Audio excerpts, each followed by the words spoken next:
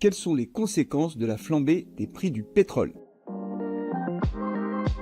Bonjour à tous et bienvenue dans votre nouvelle Minute Mobilité. Aujourd'hui, on évoque les conséquences de la guerre en Iran sur les prix du pétrole avec le blocage du détroit d'Ormuz par lequel transite 20% du pétrole mondial.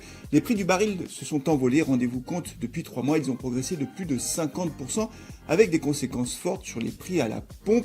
Les prix du diesel, par exemple, dépassent aujourd'hui les 2 € le litre. Alors quels sont les ménages les plus impactés sur leur pouvoir d'achat par cette hausse des prix du carburant? Il y a 2 catégories de ménages. D'abord les ménages aux revenus modestes pour lesquels la part des dépenses consacrées au carburant, à la mobilité est très importante.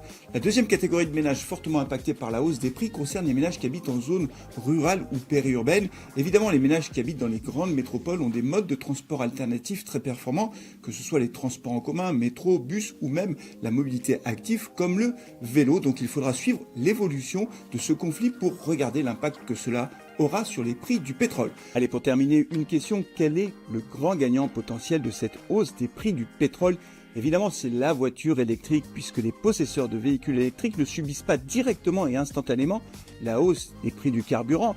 L'occasion aussi de rappeler que l'indépendance énergétique d'un pays est très importante et que plus on aura réussi à électrifier notre économie et nos mobilités, moins nous serons dépendants d'une énergie importée. Voilà, c'est tout pour aujourd'hui. On se retrouve le mois prochain pour une nouvelle Minute Mobilité. D'ici là, n'oubliez pas de nous suivre sur les réseaux sociaux.